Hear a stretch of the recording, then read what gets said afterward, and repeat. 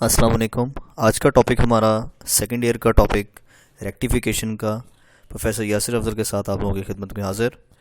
Topic में हमारा rectification के पहले मैं आपको एक बात बताना चाहूँ। जो सबसे पहले आप लोगों के सामने नज़र आ रही है सिंपल रिप्रेजेंटेशन डायोड की। Arrowhead represents the P region and also known at cathode anode and the vertical line shows A cathode. आप लोगों के सामने जो डायग्राम नज़र आ रही है डायोड की सिंबॉलिक रिप्रेजेंटेशन है, जिसमें वर्टिकल लाइन है जो ये नेगेटिव को शो कराएगी एन टाइप को, और ये जो एरो बना हुआ है पॉजिटिव ये शो करवाएगा पी टाइप को। और एक्चुअली ये प्रॉपर्टी है कंडक्ट करने की करंट की वन डायरेक्शन में फॉरवर्ड बाइस डायरेक्शन के अंदर। रेक्टिफिकेशन की तरफ चलता हूँ जो कि लॉन्ग क्वेश्चन है हमारा। What is rectification, explain half wave and the full wave rectification. Rectification and rectifier होता क्या है? तो process of converting of AC into DC, यानी ऑल्टरनेटिंग करंट को अगर डायरेक्ट करंट में तब्दील करते हैं तो उस प्रोसेस का नाम क्या कहलाता है? Rectification. And the device which is converts AC into DC is called rectifier. और जो डिवाइस इस काम के लिए यूज़ किया जाता है उसका नाम रेक्टिफायर है। इस रेक्टिफिकेशन की दो टाइप होती हैं, एक का नाम हाफ वेव रेक्टिफिकेशन और एक का नाम फुल वेव रेक्टिफिकेशन। आइए हम इसके डायग्राम की तरफ चलते हैं। डायग्राम में देखें आप, एक डायोड लगा हुआ है, इस डायोड के साथ एक लगा हुआ हमारे पास एसी सोर्स, और इसी तरह यहाँ पर जो लगा हुआ ये है आउटपुट सिग्नल जिसको लोड रजिस्टर कहते हैं। और ये सारे के सारे कंपोनेंट्स लगे हुए हैं सीरीज के अंदर। All the components of the diode resistor are connected in the series with that of the input source which is input signal of alternating current. अब मैं डेफिनेशन की तरफ चलता हूँ कि ऐसी रेक्टिफिकेशन जिसमें एसी का आधा हिस्सा कन्वर्ट हो डीसी के अंदर। देखिए डेफिनेशन देखें, ऐसे रेक्टिफिकेशन जिसमें only one half of AC into AC input जो है उसका आधा सिग्नल कन्वर्ट हो जाएगा डीसी के अंदर, उसे नाम देंगे half wave rectification. Consider an alternating voltage apply to the diode D connected with the resistance R in the series. आप देख सकते हैं ये सीरीज में कनेक्टेड है।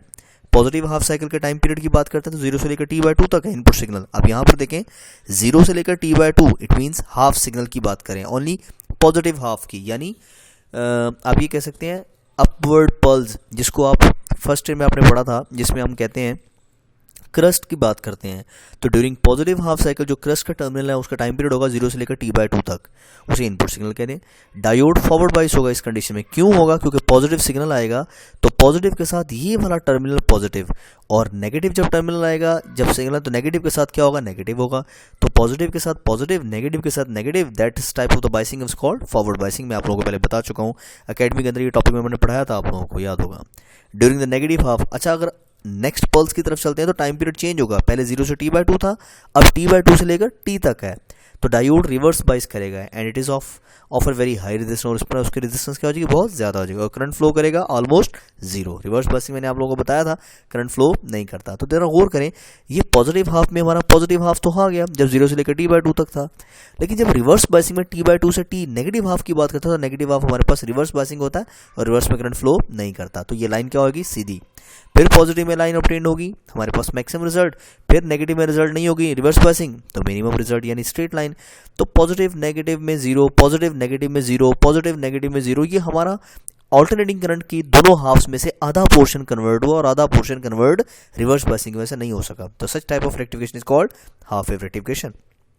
आगे देखें, the same process continue for the next second and so for the AC input current will flow in one direction, so it is called direct current. This is called pulsating DC output. इसे कौन सी DC कहते हैं? Pulsating DC, जिसमें pulses होती हैं उसको pulsating कहते हैं।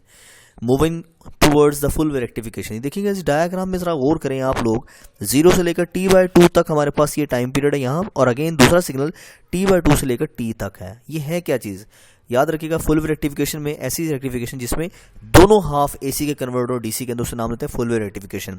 ये अक्सर मोबाइल्स के अंदर भी लगे होते हैं, ये चार्जर्स वगैरह के अंदर रेक्टिफायर लगे होते हैं, जस्ट ये कन्वर्ट करते हैं एसी को डीसी के अंदर। इसके अलावा फैंस होते हैं जो सीलिंग फैंस होते हैं उसमें भी ये अटैच होते हैं फुल वेव रेक्टिफायर। बहुत सारे और भी कंपोनेंट्स ऐसे हैं, इलेक्ट्रॉनिक इक्विपमेंट्स हैं जहाँ पर ये रेक्टिफिकेशन यूज़ होती है, हाफ वेव या फुल वेव। तो डेफिनेशन की तरफ चलता हूँ, ऐसी रेक्टिफिकेशन जिसमें दोनों हाफ एसी के कन्वर्ट हो जाए डीसी में। हाफ वेव में था आधा पोर्शन एसी का, इसमें क्या है? दोनों हाफ्स कन्वर्ट हो जाए एसी के डीसी के अंदर, उसे नाम कहते हैं full wave rectification. Let's consider the full wave rectifier circuit consist of 4 diodes in the form of bridge, that is why it is called bridge rectifier. याद रखिएगा इसका दूसरा नाम ब्रिज रेक्टिफायर भी, क्योंकि ये ब्रिज बना हुआ है, एक 4 डायोड्स का ब्रिज बना हुआ है। ये बहुत सस्ते से मिलते हैं डायोड्स, आपको मैं अकेडमी में आकर दिखाऊंगा भी इसकी डायग्राम, या इसको कि सर्किट्स में कहाँ लगे होते हैं ये। एनी हाउ, मैं टॉपिक की तरफ चलता हूँ। पॉजिटिव हाफ 0 से t/2, ये 0 से लेकर t/2 इसका सिग्नल है। इस terminal A of the bridge is positive, ये टर्मिनल ए जो है ये वाला टर्मिनल ये पॉजिटिव होगा। कहते हैं कि विद रिस्पेक्ट टू बी, यानी बी नेगेटिव होगा, so diode D1 and D3 becomes forward bias. कैसे? करंट यहाँ से मूव करता जाएगा, यहाँ दो पार्ट्स में डिवाइड होगा, एक जाएगा D1 की तरफ, एक जाएगा D4 की तरफ। लेकिन हम जरा गौर करें कि D1 की तरफ D3 की तरफ जाता है, तो हमारे पास जो टर्मिनल में हम देखते हैं D1 और D3 जो हम फॉरवर्ड बायस हैं, ये हमारे पास D1 है, ये D3।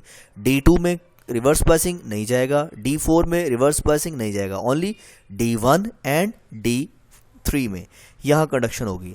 जब यहाँ से फ्लो करता हुआ इधर आएगा, वापस यहाँ से मूव करता हुआ फिर ऊपर जाएगा, फिर यहाँ से फ्लो करता हुआ फिर इधर आएगा, ये हमारा टर्मिनल। लेकिन जहाँ नहीं जाता वो कौन कौन सा है? यहाँ पर D2 एंड D4, यहाँ कंडक्शन मुमकिन नहीं होगी। आगे चलते हैं। During negative half cycle of the T/2 to T3, यहाँ पर टाइम पीरियड देखिएगा T/2 से लेकर T तक है। अब जरा गौर करें, ये नेगेटिव टर्मिनल ये A से कनेक्टेड है, यहाँ पर नेगेटिव नेगेटिव क्या हो जाएगी? Forward biasing. लेकिन नेगेटिव पॉजिटिव रिवर्स में, ये भी कैंसिल हो गया, ये भी कैंसिल हो, तो ये पैरेलल काम करेंगे।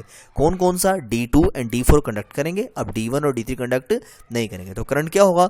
इस पॉजिटिव से चलते हैं, B पॉइंट पर यहाँ फ्लो नहीं करेगा, करंट यहाँ से मूव करता हुआ रजिस्टर में से अगेन वापसी D1 में से यहाँ से और फिर वापस यहाँ। तो D2 और D4 जो है वो क्या करेंगे? फॉरवर्ड बायस होंगे और वो कंडक्ट करेंगे, लेकिन D1 और D3 यहाँ पर क्या होंगे? Reverse bias.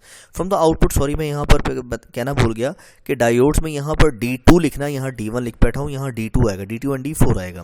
From the output of the both half cycles current through R flows in the same direction. The output is pulsating DC, जैसे मैं आपको बता चुका हूँ। अब ये देखिएगा, ये AC का इनपुट सिग्नल था और ये DC का सिग्नल है, ये आउटपुट है और ये इनपुट है। लेकिन आप जरा और करें, पॉजिटिव में तो पॉजिटिव आंसर आ गया 0 से लेकर T/2, लेकिन जब T/2 से T नेगेटिव हाफ साइकिल था इनपुट का, तो हमारे पास रिजल्ट भी क्या आ गया? पॉजिटिव, क्योंकि ब्रिज रेक्टिफायर ने उसको फिर पॉजिटिव में कन्वर्ट कर दिया।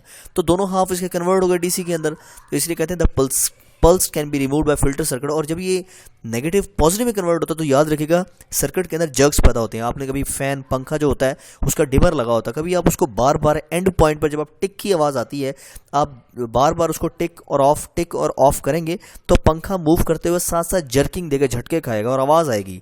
उस जर्किंग को ख़त्म करने के लिए हम क्या लगाते हैं? एक सर्किट लगाते हैं जिसे कहते हैं फिल्टर सर्किट। और फिल्टर सर्किट क्या होता है? जिसमें कॉम्बिनेट कैपेसिटर लगे होते हैं और इंडक्टर लगे होते हैं।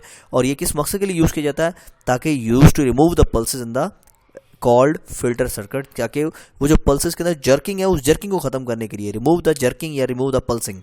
ठीक है, तो ये हमारे पास क्या था? Full wave rectifier. और लॉन्ग क्वेश्चन खत्म हुआ। नेक्स्ट टॉपिक हमारा है शॉर्ट में, जिसका नाम है डायोड्स। और ये तीन किस्म के होते हैं, LED, photodiode and photovoltaic cell. LED बहुत कमाल की साइंस के अंदर, फिजिक्स की जो है रेवोल्यूशन है ये। LED आपने देखा होगा अक्सर मोबाइल की आगे टॉर्च लगी होती है, वो LED बल्ब है। इसके अलावा आप लोगों ने देखा होगा आपके रिमोट कंट्रोल घर में है, उसके रिमोट के आगे एक बल्ब लगा है, वो that is called LED bulb.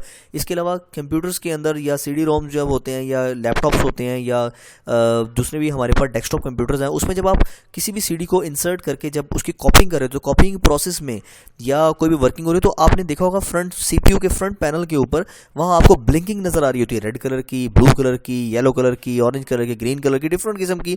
तो वो सारे के सारे क्या है? LEDs। इसके अलावा अगर मस्जिद वगैरह में चले जाएं या कॉलेजेस वगैरह में टाइमर किस्म की वो जो वॉचेस लगी होती हैं वो हमारे पास LED हैं। इसके अलावा हमारे जो घर के अंदर अब LCD की जगह LEDs आ गए हैं। इसके अलावा आप ये देख सकते हैं, ये जो ट्रैफिक सिग्नल्स होते हैं वहाँ पर भी क्या लगी होती हैं? LEDs लगी होती है। तो ये सारी LEDs को कहते क्या है? This is called light emitting diode. शादियों के ऊपर वो जो लाइट्स लगी होती हैं छोटे स्मॉल कलर, तो वो भी क्या होती हैं? LEDs। देखते हैं हम LED होता क्या है, जरा गौर कीजिएगा। ऐसी किस्म का डायोड जिसमें जो बनता है किससे? गैलियम आर्सेनाइड या फॉस्फाइड से। याद रखिएगा, इसमें दो मटेरियल यूज होते हैं, या तो मटेरियल यूज होगा पीरियोडिक टेबल का गैलियम आर्सेनाइड या यूज होगा फॉस्फाइड, जिसमें पोटेंशियल बैरियर जो है P और N के दरमियान इस तरह होता है कि इलेक्ट्रॉन्स कंबाइन होते हैं होल के साथ फॉरवर्ड बाइसिंग में और फोटोन और विजिबल लाइट इमिट होती है, इसे कहते हैं LED। और ये यूज किस मकसद के लिए होता है? It is use as a small light. ये देखिए यूजेस लिखे हुए हैं, as a indicator, specially LED use displaying in electronic device which is called 7 segment display.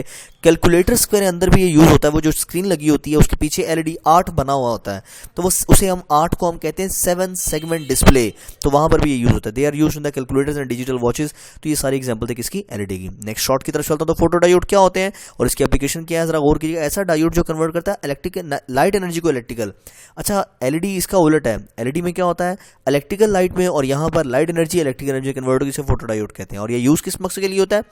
Detection of light के लिए and operated in the reverse bias. वो forward bias में use होगा एलईडी, और फोटो डायोड किस में यूज होगा, reverse bias में। A photo diode can switch on and off in nano second. याद रखिएगा वेरी इंपॉर्टेंट पॉइंट कि नैनो सेकंड्स लगते हैं, इसको बहुत थोड़ा टाइम लगता है इसको स्विच ऑन और ऑफ होने में। तो एप्लीकेशन है फोटो डायोड की कौन कौन सी, detection of visible invisible light, automatic switching, logic circuits, optical communication devices हैं। और ये डायग्राम है, जरा गौर करें, ये सिंबल है, किसकी सिंबल है, अगेन रिपीट कर रहा हूं कि ये फोटो डायोड की सिंबल है। अगर एरोस इनवर्ड है तो फोटो डायोड, अगर ये एरोस आउटवर्ड है तो light emitting diode. Arrows inward का मतलब लाइट पड़ेगी तो लाइट की वजह से पड़ने से क्या होगी, इलेक्ट्रिक एनर्जी कन्वर्ट होगी। ये रजिस्टर नेगेटिव से पॉजिटिव और पॉजिटिव से नेगेटिव, ये कौन सी की, रिवर्स बायसिंग। ऑटोमेटिक स्विचिंग है, लॉजिक सर्किट्स है, ऑप्टिकल कम्युनिकेशन में यूज होते हैं। अक्सर बड़े बड़े शहरों के अंदर जो है वो यूज़ किए जाते हैं। ये वहाँ पर आप लोगों ने ऑब्जर्व किया होगा बड़े बड़े शहरों के अंदर कि अक्सर ये होता है कि हम मोस्टली ये कहते हैं कि जब शहरों में, बड़े बड़े शहरों में जब हम कंडीशन यूज़ करते हैं कि रात के डे टाइम के अंदर वो लाइट एब्जॉर्ब होती है, जैसे जैसे नाइट टाइम डार्क होता जाता है वैसे वैसे वो लाइट इमिट करते हैं, वो एलईडीज ग्लो करना शुरू करते हैं, वो डायोड्स ग्लो करते हैं, वो बल्ब ऑन हो जाते हैं। तो ये इसीलिए कहा यहाँ पर कि ऑटोमेटिक स्विचिंग में यूज़ होते हैं। और इसके अलावा भी यूज़ होते हैं बहुत सारी जगहों पर। अक्सर हम एयरपोर्ट्स में जाते हैं, कई बड़े बड़े रेस्टोरेंट्स में जाते हैं, जब हम एंट्रेंस होते हैं तो एंट्रेंस के ऊपर हमारा पाँव पड़ते ही ऑटो डोर्स मूव कर जाते हैं, या ऑटो डोर्स जो होता है वो ओपन हो जाते हैं। तो वहाँ पर भी ये यूज़ किया जाता है। दरवाजे ऑटोमेटिकली ओपन होने का मतलब क्या है, वहाँ पर फोटो डायोड्स लगी होती हैं वहाँ पर। और इसके अलावा ये जो एरोप्लेन होते हैं, एरोप्लेन के अंदर फोटो डायोड्स लगे होते हैं। इनका काम भी क्या होता है कि जब भी लैंडिंग हो रही होती है तो उसके व्हील्स ऑटोमेटिकली ओपन हो जाते हैं, प्रेस किया जाता है फोटो डायोड्स को। तो एनीहाउ मैं मूव करता हूँ हमारे लास्ट टॉपिक की तरफ, व्हाट इज फोटोवोल्टिक सेल और इसके यूजेस बताने। तो याद रखिएगा ये पीएन जंक्शन है जिसमें पोटेंशियल बैरियर पी और एन में इस तरह यूज होता है कि वो ड्राइव करता है करंट को। जब लाइट इंसिडेंट होती है जंक्शन के ऊपर तो सिंगल फोटोवोल्टिक सेल प्रोड्यूस करता है। याद रखिएगा तकरीबन 0.6 वोल्ट का एक सेल प्रोड्यूस करता है। ये जो घरों में यूज करते हैं ना हम सोलर पैनल, तो उसे हम नाम देते हैं फोटोवोल्टिक सेल कहते हैं। तो सोलर पैनल की जो प्लेट्स हम लगवाते हैं जहाँ हमारे छतों में पड़ी होती है, लाइट पड़ती रहती है वहाँ पर और few milli ampere current produce होता है, लेकिन हमें घर में चाहिए 220 वोल्ट और ये एक सेल प्रोड्यूस करता है 0.6 वोल्ट। तो हम क्या करते हैं, हम करते हैं बहुत सारे सोलर सेल्स को लगाते हैं, अटैच करते हैं, वो बन जाता है सोलर पैनल। और एक सोलर पैनल बहुत सारी किस्मों बहुत सारे वोल्टेज प्रोड्यूस करेगा जो हमारी रिक्वायरमेंट घर की प्रोड्यूस करता है। सैटेलाइट के अंदर भी यूज़ किया जाता है सोलर एनर्जी को इलेक्ट्रिक एनर्जी पावर में। तो ये भी किसके यूजेस था, फोटोवोल्टिक सेल। और ये तीनों के तीनों डायोड्स, फोटोवोल्टिक सेल हो, फोटो डायोड्स हो या फिर लाइट इमिटर, ये सारे के सारे किसके एग्जांपल है, डायोड्स की एग्जांपल है। और ये इंपॉर्टेंट टॉपिक है, इसको याद करिएगा। Thank you very much. उम्मीद करता हूँ आप लोगों को समझ लग गया होगा। कोई चीज़ ना समझ लगी तो अकेडमी आप पूछ सकते हैं। Thank you very much. अस्सलाम वालेकुम। अल्लाह।